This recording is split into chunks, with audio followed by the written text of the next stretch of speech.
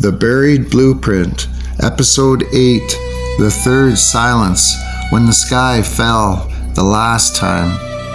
Long before the first kings carved their names into clay, before empire rewrote the memory of the world, humanity lived inside a rhythm of destruction and rebirth.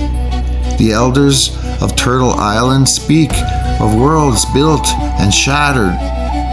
Polynesian navigators recall skies splitting open. The Maya wrote of suns that lived and died in cycles. Across the Arctic, across the Andes, across the Nile, the echo is the same. The world has ended before. Three great cataclysms pulse beneath these memories, like the heartbeat of an older Earth. The first came in 3895 BCE, when the stars dimmed behind a veil of ash and the old civilization whose symbols still hide in spirals, serpents, and megalithic machines collapsed in a single turning of the sky.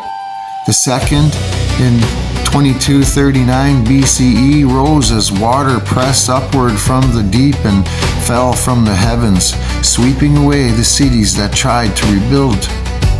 The third struck in 1687 BCE, the Ogygian Deluge, a disaster almost erased from cultural memory, yet preserved in fragments by those who survived.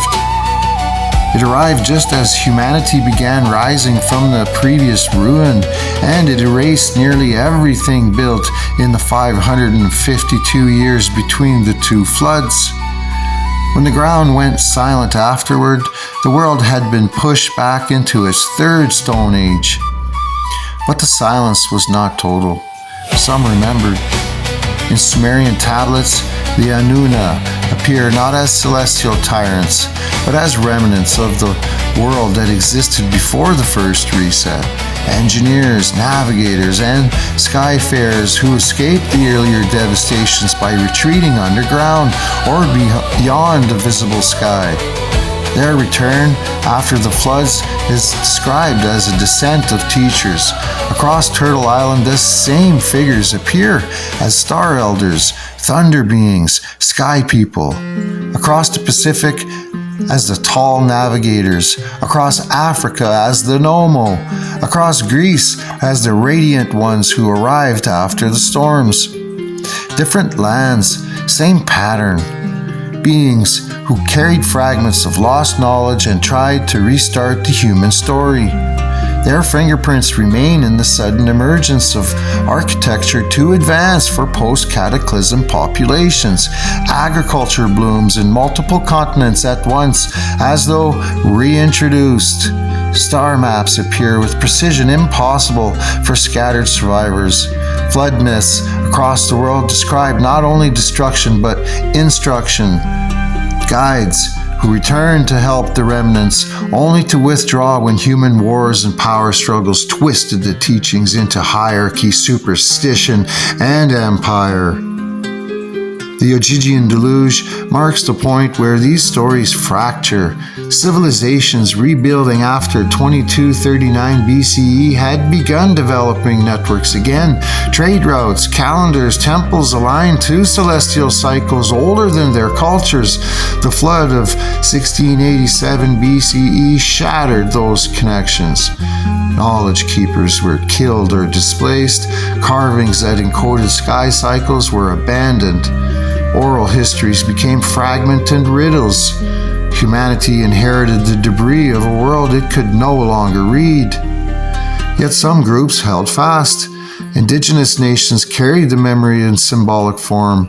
The serpent as the path of knowledge, the spiral as the echo of worlds rising and collapsing, the thunderbird as the force that resets the sky.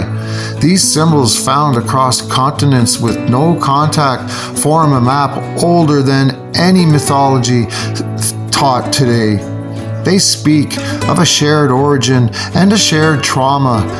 Three resets, each almost erasing those who remembered how the last one unfolded.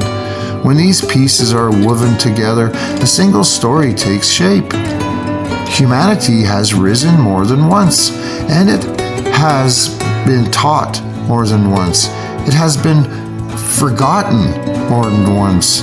And in the quiet corners of myth, a deeper suggestion lingers that a lineage survived each reset, carrying memories through fire and water, waiting for the moment the world becomes capable of remembering again. Not gods, not aliens, survivors, custodians of forbidden history. What remains today are the remnants of their warnings, etched in stone, encoded in maps, whispered in traditions that refuse to die.